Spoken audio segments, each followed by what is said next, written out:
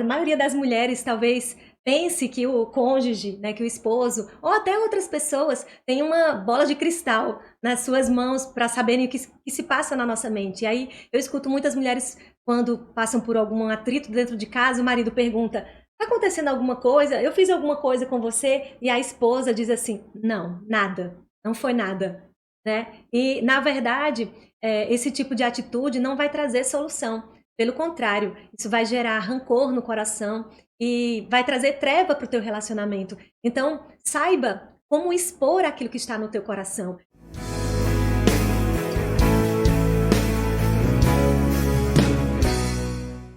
Olá, pessoal! Oi! Paulo Filho falando aqui, mais uma vez ao lado da minha querida esposa Sinara Aguiar.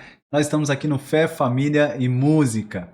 E temos mais hoje do Senhor para compartilhar com você sobre nossa vida, família, casamento, nossas experiências com Deus. Esperamos que você esteja sendo fortalecido e edificado por aí. É verdade, assiste lá os nossos vídeos anteriores para você acompanhar aqui a nossa linha do tempo. Tá muito bom os assuntos que a gente falou nos últimos vídeos, né, amor? Lembrando que isso aqui é uma introdução para esse projeto, né, do Fé, Família e Música. A gente está trazendo um panorama da nossa história, né, da nossa vida, das nossas experiências, como nos conhecemos, mas saiba que daqui para frente vai vir muitos conteúdos aí, muitas mensagens para sua vida, sua fé, sua comunhão com Deus e sua família. Amém, estou com muita expectativa. Amém. Bom, hoje a gente vai falar um pouquinho sobre os nossos 3 primeiros anos de casamento. Eita, glória! Nos casamos, foi uma festa linda, maravilhosa, nós tivemos a aprovação da nossa família, foi algo tão especial. Nos casamos em João Pessoa, lá na Paraíba, e logo nós fomos direto morar nossos primeiros anos de casamento lá em Belo Horizonte, e nós acompanhamos ali o começo da igreja Verbo da Vida, né? Graças a Deus a gente pôde ver o crescimento dessa igreja com o nosso pastor Manassés Guerra, e quantas experiências maravilhosas nós vivemos ali com os nossos irmãos. E a gente quer contar aqui um pouquinho, né, sobre como foi esses 3 anos desafiadores nas nossas vidas. Eu, paraibana. Eu, capixaba. Quem não sabe, capixaba é que nasce no Espírito Santo. Sim, 2 pessoas, né, criadas em famílias diferentes, culturas diferentes. E como foi, né, que deu certo essa mistura santa aí? Conta, amor, aí um pouquinho de como foi esse primeiro susto. Não, primeiro susto não, esse primeiro tempo, né, onde a gente pôde ter a oportunidade de morar. Ainda me lembro naquele apartamento alugado, né, pequenininho, né, mas a gente tinha tanta alegria, né? Eu lembro da nossa primeira refeição. A mesa ainda não tinha chegado, a mesa era um por um. E a nossa primeira refeição foi no chão, né? Eu coloquei algumas almofadas ali e a gente até tirou uma foto. Eu tenho guardado essa foto pra gente celebrar a nossa primeira refeição na nossa casa. E a gente estava tão feliz, né? Com as nossas coisas, celebrando um tempo novo na nossa vida, né? Engajados na igreja local. E a gente sabe, né, que passamos por desafios ali nesses primeiros anos, mas nós chegamos até aqui, vamos completar 18 anos de casados e estamos rompendo cada dia mais, crescendo no Senhor, graças a Deus. Conta aí, amor, como é que foram esses primeiros anos? Maravilhosos e ao mesmo tempo com desafios que eu acredito que são desafios próprios de um início, né? Com tantas diferenças, como a Sinara falou, viemos de culturas diferentes, formas de pensar, falar, comer, agir diferentes. E como a gente falou em outro vídeo, nosso casamento foi muito rápido, né? Foram 9 meses, né, de namoro, noivado, casamento. E nosso relacionamento durante o namoro também era limitado, porque estávamos no seminário e não tínhamos como, né, ir para a casa da família, conhecer a família mais de perto. Então, nosso relacionamento começou de uma forma um pouco diferente do comum, né?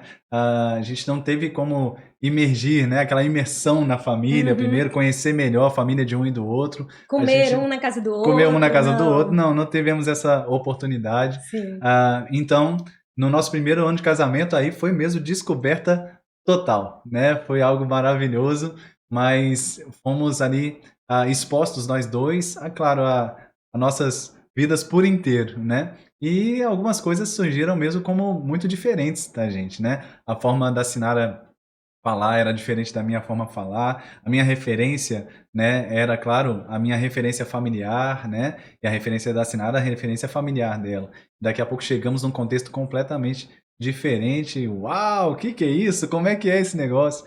Mas aprendemos, e o primeiro princípio que a gente quer deixar para você aqui que diferença é bênção. Olha Deus não aí. fez todo mundo igualzinho, né? Deus fez a gente diferente e a gente precisa mesmo aprender, vencer, crescer com as diferenças, né? E o que faz isso acontecer é o amor. Temos que amar como a Bíblia nos diz, esse amor sacrificial, o amor do tipo de Deus para dar certo. Então, aquilo que no primeiro momento deixava a gente assustado, né, por sermos diferentes, em um segundo momento nos deixou maravilhado por celebrarmos o que era diferente.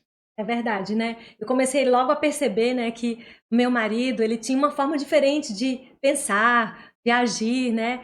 E no primeiro tempo a gente toma um susto, né? Meu Deus, como é que eu vou conviver com uma pessoa que se comporta dessa maneira, tem um temperamento diferente do seu? Mas como foi falado aqui, queridos, diferença é bênção para as nossas vidas. A gente precisa celebrar, né? Com o Verdade. tempo, né, com o passar dos anos, nós aprendemos a celebrar as nossas diferenças.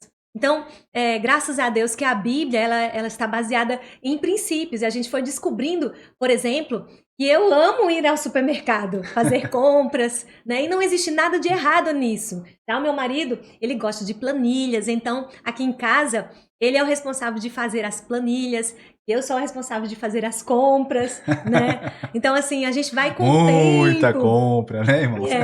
A gente vai percebendo com o tempo que existem essas diferenças e que tá tudo certo, né? O que importa é que o casal ele precisa funcionar bem. É. Quando a gente reconhece, né, os pontos positivos e também os pontos negativos, a gente vai trabalhando um com o outro e vai se ajustando. Para quê? Para que a gente possa funcionar de uma forma mais eficaz, né? Lembrando que a gente não está falando aqui de pecado, né? Uhum. É diferença, é jeito diferente de ser, de pensar, de agir, mas claro que a gente não está aqui negociando com o pecado, né? Então, essas coisas mesmo a gente precisa saber administrar, né? E aprender, valorizar, celebrar, lidar, né? Porque de fato somos diferentes. Mesmo que uma pessoa tenha nascido na mesma cidade, né? Em contextos familiares semelhantes, vão ter diferenças também no casamento. É verdade. E a gente, graças a Deus, a gente está inserido numa igreja. A Igreja Verbo da Vida é uma igreja que é muito focada em família. Então, sempre a gente tem seminários, a gente tem temas voltados para a questão familiar. Nós temos livros à nossa disposição que podem nos auxiliar nessa questão mesmo das diferenças. Por exemplo, aquele livro do Gary Chapman que fala sobre as linguagens do amor, né? Existe uma linguagem mais fácil para mim que é diferente para o meu marido. E quando a gente compreende essas diferenças, as coisas vão se ajustando, né? Então esse seria o primeiro princípio. O segundo seria, você não pode mudar ninguém. É verdade. A única pessoa que nós podemos mudar somos a nós mesmos. É algo que eu sempre estou lembrando e falando para as pessoas que estão na nossa igreja, que sempre estão buscando aconselhamento. Nós não podemos mudar as pessoas, mas nós podemos mudar a nós mesmos. É Então eu verdade. comecei a olhar para mim, né, e parei de olhar para ele, porque eu queria mudar ele, eu Ela não queria. parou de olhar para mim, se é que vocês entenderam, né? Bem assim. Eu queria mudar ele. E Deus começou a falar no meu coração, Sinara, você não pode mudar o seu cônjuge, mas você pode mudar a si. Então, por exemplo, eu comecei a mudar coisas na minha linguagem. Eu inseri uma frase que sempre eu tô falando, amor, o que você acha? Por que eu comecei a inserir essa frase no meu vocabulário? Porque eu sou uma pessoa bem ativa, então, antigamente, eu já saía fazendo as coisas, tomando as decisões, né? E a gente sabe que a Bíblia nos inspira, as esposas, a sermos submissas aos nossos maridos. Então, para o nosso relacionamento funcionar bem, de acordo com os princípios da palavra, uma simples frase como essa pode me ajudar muito. Amor, o que você acha? O que você pensa sobre isso? E graças a Deus, porque isso trouxe equilíbrio, porque ele tem uma percepção diferente da minha. E quando eu paro para escutá-lo, eu começo a organizar as coisas dentro de mim e pensar assim, bom, eu posso ajustar isso que eu estou pensando em fazer de uma forma melhor. E graças a Deus, isso tem abençoado a nossa vida e que isso possa também te abençoar. Você pode mudar a si. Existem coisas na sua vida que podem ser transformadas. Muitas pessoas dizem assim, eu nasci assim, eu cresci assim, Gabriela. Sabe, isso é um sofisma. Nós podemos ser transformados pela palavra de Deus. Quando nós renovamos a nossa mente com a palavra de Deus, nós começamos a mudar o nosso jeito de ser. Muitas pessoas se conformam, né, amor, com os seus temperamentos e pensam assim, eu sou assim mesmo. Eu sou agitado mesmo. Eu sou devagar mesmo.